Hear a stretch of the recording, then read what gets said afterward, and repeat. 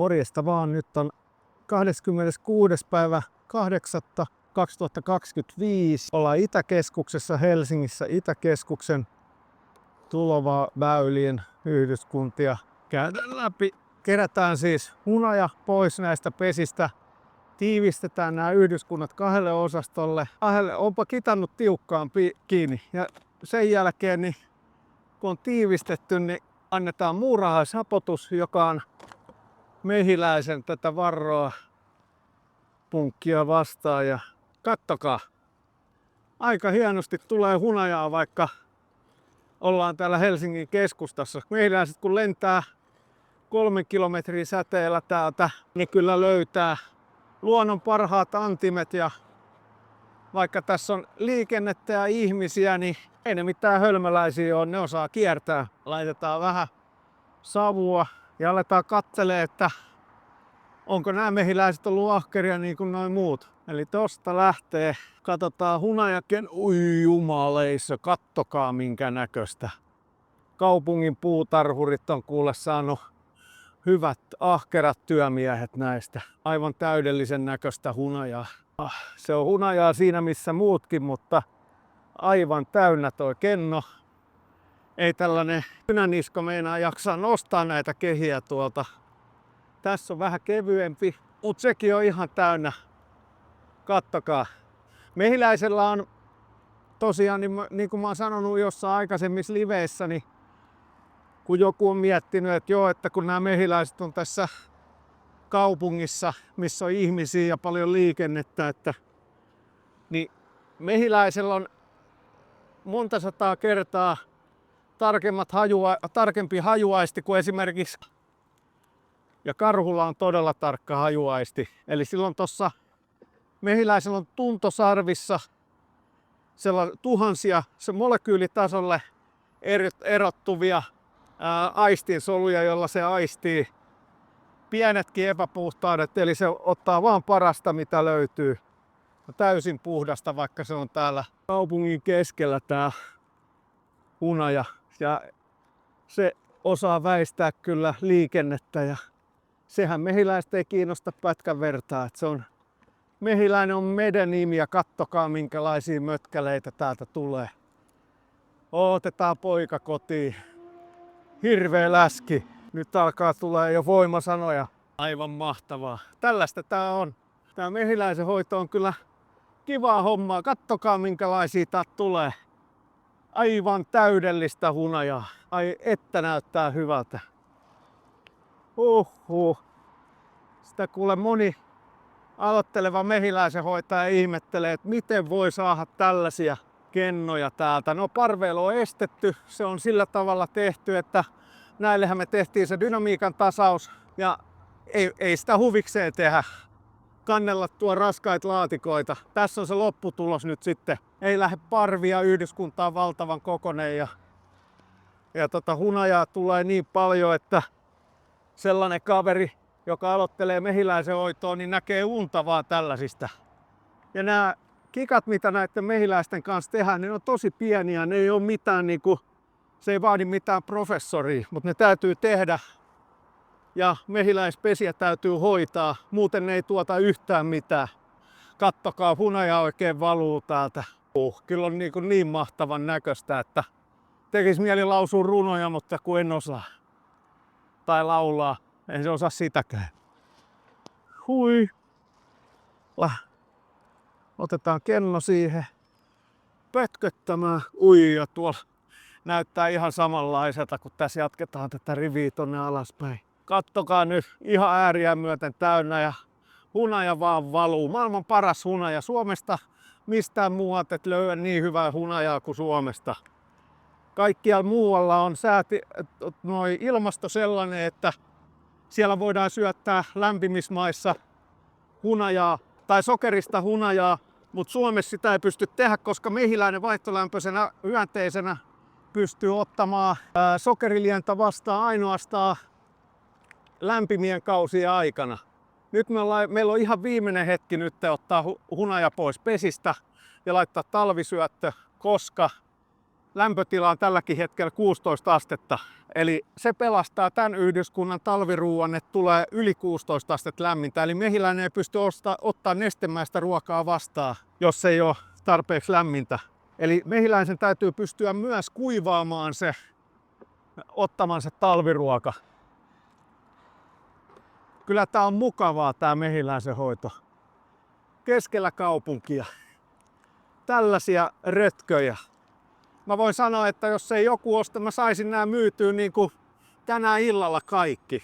Mutta Itäkeskus sanoi, että tuossa edustajat, että ne ostaa kaiken hunajan, mikä täällä on, ja lahjoittaa osa hyvän tekeväisyyteen. Eli hyvä juttu. 10 points. Ei haittaa mua ollenkaan. Katsotaan mitä täällä on jotkut hirvipeijaiset. Oho, täällä on. Niin kuin näette, niin tää ylilaatikko, niin tässä ei ole eristystä ollenkaan. Eli mä katson, että paremmin mehiläisyhdyskunta talvehtii tällaisessa eristetyssä osastossa. Tällä yhtä laatikkoa sanotaan osastoksi. Siinä on yleensä 10 sellaista kehää, mihin on laitettu vahapohjukkeet. Ja mehiläiset kerää näihin sitten se hunaja.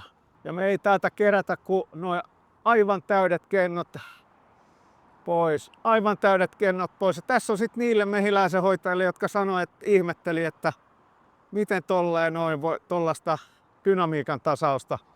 Mikä juttu toi on, että kaikkihan ton tietää ja kukaan ei sitä tee. No tässä näette nyt sitten. Olisiko kannattanut jättää tekemättä ja kuunnella taas jotain kaveria, joka ei tiedä mistään mitään? No ei olisi kannattanut, eli kannattaa aina ottaa itse selvää. Oli kysymys sitten mehiläisen hoidosta, kryptoista tai jostain sijoituksista, niin aina itse selvää ja eikä kuunnella ketään muuta hölösuuta. Kattokaa, tää on ihan täynnä hunajaa. Voi vitsi. Pakko viedä välillä tonne jemmaa. Toivottavasti Itiksen tyypit ei näy. Mä vedän täältä vähän poikki näitä. Mä vedän vähän poikki noita. Mä käännän. No joo, no se on ihan hyvä kuvakulma siinä. Antaa sen olla siinä. Pakko kantaa välillä vähän poikaa kotiin tänne. Ei haittaa, vaikka tekee kipeää. Mä oon aina ihmetellyt silleen, että miksi kaikki ei ole mehiläisenhoitajia, et ihan hullua jengiä, mutta ehkä se on silleen parempi, että meitä ei tapella keskenään tuolla ja on just silleen niin kuin sopiva vähän, mutta mehiläisenhoitajia mahtuu Suomeen vaikka kuin paljon, että täällä on maailman paras luonto, maailman paras ilmasto, että sellaiselle, joka tietää, että meidän ilmaston oikea mehiläisenhoitaja, ei mikään hunajan välittäjä, niin se tietää, että tarkoitan täällä ulkomaisia välittäjiä, niin ne tietää aina, että siis ne mehiläisenhoitajat, että täältä Suomessa sellainen valesokerin syöttö hunajaksi, niin se ei ole kerta kaikkiaan kannattavaa meidän ilmaston takia. Et vaikka joku haluaisi sitä tehdä, vaikka satoaikana, niin se on yli puolet jää siitä hunajasadosta, mitä saa ilman sitä. Ja sitten se on hoitotoimien tiellä ja vaatii enemmän työtä. Koko ajan se ruokinta-automaatti, jos sellaisia tekee, niin Suomesta saa maailman parasta hunajaa. Sen mä voin sanoa. Ihan takuu varmasti joka mehiläisenhoitaja, ketä tarhaa Suomessa mehiläisiä, niin täällä ei ole niin tyhmää kaveri, joka laittaa sokerisyöttöjä päälle näihin, kun ei tarvi. Meillä on niin lyhyt intensiivinen kesä, missä 10 satokasvit kukkii samaan aikaan.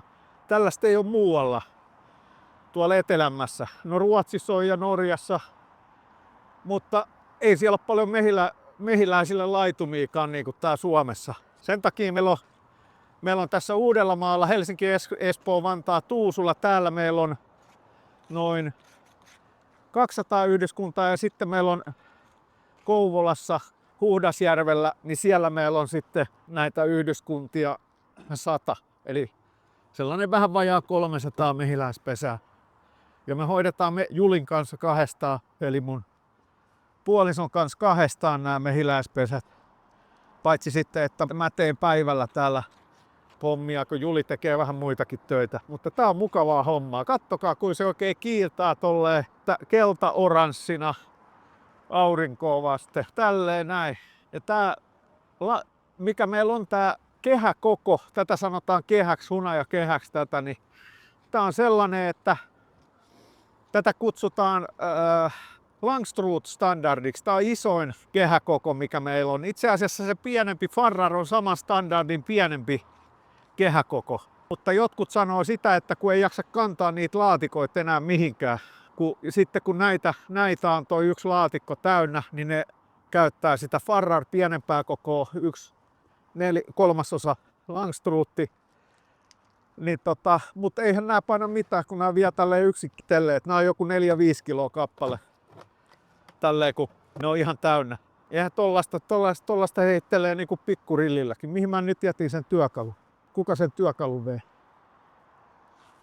Oi vitsi, tää on aina tätä. Tulee jo vanhaksi. Ei haittaa, vaikka tekee kipeää. Mulla näkyy karvaranteet kilometrin päähän, mutta mehiläiset ei ole suuttunut vielä, niin ne ei käy kimppuun. Ollaanhan me toki valittu tänne näin vähän sellaisia mehiläisiä, että ne ei niin kauhean aggressiivisia olisi muutenkaan. Kohta mun pitää vaihtaa nämä hanskat. Nämä hanskat on niin tahmeet nyt, että ei ole ennen nähtykään. Ai että, hyvän näköistä. Sinne vaan. Menkää takas kotiin mehiläiset. Ja mehiläiset talvehtii näissä samoissa laatikoissa, samoissa paikoissa. Eli ne ei nuku talviunta. Mehiläinen ei nuku talviunta. Jos mehiläinen nukahtaisi, se kuolisi. Eli se ylläpitää sen yhdyskunnan, niin ne lämmittää toinen toisiaan siinä yhdyskunnassa. Mutta sitten taas ampiaisesta talvehtii pelkästään kuningatar, mutta ampiainen ei kerääkään hunajaa. Ampiainen on semmonen lihansyöjä. Ja sitten ihan tälleen loppukesästä, niin sitä alkaa kiinnostaa kaikki makee, koska niiden siellä omissa pesissä ei ole enää poukkia, ketä syöttää. Ihan crazy, ihan crazy. Kyllä tulee hunajaa. Ai että. Joo. Ja nämä hunajat, niin kaikki ostaa kuulemma Itäkeskus ja osittain lahjoittaa johonkin hyväntekeväisyysjuttuun. Katsotaan mikä se sitten on. Päästään niin pitkälle. Nyt alkaa olla vähän tahmea tää mun harja. Laatikot täyttyy. Rillit ei mennä pysy päässä, kun on niin silmät pullistuu päästä, kun on niin paljon hunajaa, että rillit tippuu päästä. Onpa vihaisia mehiläisiä, mä menen laittaa nämä rillit jonnekin vähän sivuun. Menkäähän nyt kauhean aggressiivisia. Ei ne nyt ole mitään aggressiivisia, mutta tossa yksi monesta tuhannesta, niin jotain vähän tärisee. Aina mahtuu hulluja isoa joukkoa. Oli ne sitten mehiläisiä tai ihmisiä, niin aina jollakin isoratas vähän hyvin pienellä joukolla, mutta sitten taas hanskat käteen. Käännetäänpä tohon noin. Siinä on hyvä ihmisen olla. Laittaanpa taas uusi hanska, kun repee nämä vanhat. Toi on ihan jees. Savu laitetaan sen takia, että mehiläisten taisteluferomoni peittyy. Ai että kyllä lähtee. Joka kerros aivan täynnä hunajaa. Ja ei mitä tahansa hunajaa. Maailman parasta hunajaa. Ja minkä takia mä sanon, että tää on maailman parasta hunajaa, johtuu siitä, jos joku olisikin niin sekaisin, että syöttäisi hunajaa satoaikaan sokeria. Sen lisäksi, että siinä on hirveä työ, tulee puolet vähemmän satoa, kun se ei osaa muutenkaan hoitaa, niin tulee varmaan 1/10 sadosta muutenkin. Niin se sokeri maksaa 1,5 euroa kilo. Ja hunaja, aito hunaja, suomalainen tuote, tulee ilmaisiksi luonnosta. Ja jos olette koskaan käynyt matkoilla, kattokaa vähän sitä luontoa kesällä. Sehän on monessa paikkaa aivan täysin aurinko polttanut. Sellaisesta ei mehiläinen kerää mitään ja sellaisilta alueilta ei tuu hunajaa. Eli siellä niitä on pakko teettää hunaja muulla tavoin. Siinä on sitten sellainen kakku, että tässä on paljon perkaa, eli se on sitä, mehiläiset on kerännyt tonne siitepölyä, joka on sitten niiden toukkien ravinto. Ja tällaisiahan me ei tietenkään oteta, vaikka toikin oli ihan täys. Ei todellakaan oteta, koska siitä talvimehiläiset saa todella hyvän toukat, todella hyvän ravinnon. Ja tossa näkyy peittosikiöitä, eli siinä on talvimehiläisiä syntymässä. Eli nyt ollaan Emo on muninut tänne hienosti uudet talvimehiläiset. Ja toi alalaatikko kaikki näyttää tosi hyvät kanssa. Tääkin on ihan täynnä hunajaa, mutta ei me tästä laiteta täältä oteta mitään. Ja jos tätä haluaa, tätä maailman parasta hunajaa, mitä meillä on tietysti, kun meillä on 300 mehiläispesää, niin tässä on vasta yksi sellainen. Niin me myydään tätä kotoa Malmin kartanosta Rukkilantie 2. Kannattaa lähettää viesti, niin ollaanko paikalla. Ja sitten jos me ollaan paikalla, kyllä me yleensä myydään. Kyllä me silloin myydään, että varmistaa ja näin poispäin. Mutta viikonloppuisin me myydään hunajaa ainoastaan kello 80 illalla, koska me silloin tehdään muita hommia. Muuten tehdään mehiläishommia. Ai että näyttää hyvältä. Laatikot on ihan täynnä hunajaa. Laatikot on ihan täynnä hunajaa. Se on taito, mikä puhuu. Me ollaan tarhattu mehiläisiä sellainen 15 vuotta ja 10 vuotta vähän vajaa ollut 300 mehiläispesää ja ollaan itse hoidettu. Niin tässä on lopputulos. Eli se, että teettää muilla hommat, niin siinä ei opi sitä hommaa niin kuin pitäisi. Eli se taito tulee vaan käytännön ja kokemuksen ja työn kautta. Tää on meikäläisen versio Paulikin mainoksesta. Siisti. Ai että tää on mukavaa tää mehiläisenhoito. Mites teillä menee tytöt siellä? Teille jää aika paljon kyllä hunajaa, jos me jätän tähän. Mutta itteet on niin paljon, että kyllä mä taidan tehdä sellaisen, että mä alan lataamaan sinne pohjuksia. Eli kun monet sitten ja tänne kannattaa näihin mehiläispesiin, mitä sitten laittaa punkintorjunnan ja sitten sen lopullisen talvisyötä, niin laittaa tällaisia pohjukkeita, missä mehiläiset on jo rakentanut kennoa, ettei niillä mene sitä koko talviruokaa niin siihen, että ne rakentaa pelkät kennot, koska silloin se kuolee se yhdyskunta myös nälkään sitten talvella. Eli sen takia nämä pikkasen on valinnut tällaisia rakennettuja. Yksi tällainen kenno, mihin menee 2,5-3 kiloa hunajaa, niin että mehiläiset kun ne rakentaa tämän kennon valmiiksi, niin niillä menee toinen saman verran. Eli 2 tällaista, jos laitat pohjuketta ja ei ole mitään muuta ruokaa, niin periaatteessa mehiläisillä meni se, niille ei jää kuin 1/10 enää talletettavaa talviruokaa sinne. Nyt laitetaan näitä pohjuksia tavanomaisesti enemmän 2 syystä. Mulla ei ole rakennettua kennoja ja sit mä jätän tänne monta kymmentä kiloa vielä hunajaa, niin ne saa rakennettua nää. Ja se, että annetaan talviruoka, kun ne täyttää talviruoalla tämän yläosaston, kun lämpö nousee ylös, se talvipallo on hyvin usein tässä ylhäällä kylmillä säillä, niin saa sitä talviruokaa. Et siinä ei ole mehiläisille tyypillisiä esimerkiksi sikiötauteja tai mitään tällaisia, mitkä voi sitten taas hunajan mukana siirtyä. Ja sitten siinä talviruuassa on tymoli joukossa siinä, niin se tymoli estää sen, että se ei mene pilalle, jos se jää peittämättä niillä tälleen kylmällä ilmalla esimerkiksi. Nyt jos mä laittaisin pelkän sokerinesteen, mistä ne tekis sen talviruuan, niin siinä voisi käydä semmonen juttu, että se talviruoka pilaantuu, kun se voi jäädä peittämättä. Todennäköisesti jää peittämättä. Otetaan tosta taas. Oi mikä möykky. Aika hyvä. Aika hyvä. Siitä sinne se menee. Ja tämän jälkeen kun me laitetaan sinne ruokinta, niin näissä pesissä on sitä pahamaineista sakkaroosia, eli valkosokerin neste 67% valmis liuosta laitetaan. Eli sitä samaa mitä on valkoinen kidesokeri, se epäterveellinen.